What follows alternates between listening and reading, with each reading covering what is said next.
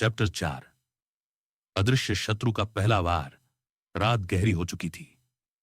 पाटलिपुत्र के ऊपर एक अजीब सी खामोशी छाई हुई थी, जैसे पूरा शहर किसी अनदेखे खतरे की सांसें सुन रहा हो।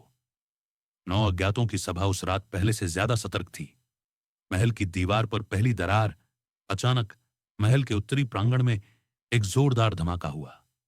पहरेदार दौड़ पड़े, लेकिन वहां कोई नहीं था। सिर्फ एक चीज बची थी, दीवार पर बनी एक लंबी जली हुई दरार, मानो किसी अदृश्य शक्ति ने पत्थर को चीर दिया हो। विद्वान विद्युत सेन ने कहा, यह मनुष्य का काम नहीं है, यह वही शक्ति है जो निषिद्ध ज्ञान से जन्मी है। अशोक ने तलवार की मूठ कसकर पकड़ ली।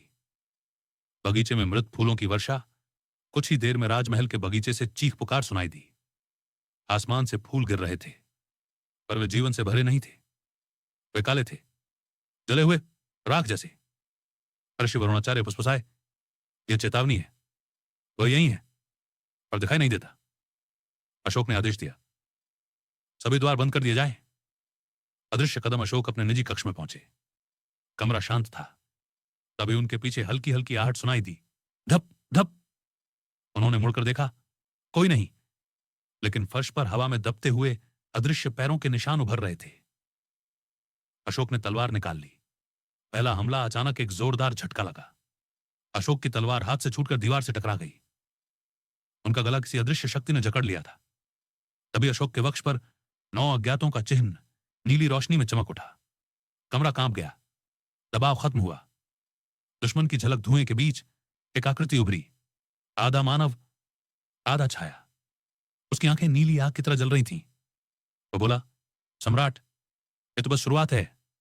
और अगले ही पल वह दीवार में समाकर गायब हो गया।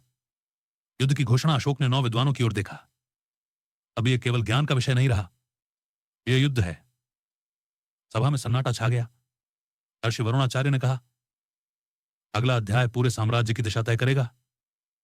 अशोक ने दृढ़ स्वर में उत्तर दिया, तो तैयारी करो, इतिहास की सबसे कठिन लड़ाई आने वाली है।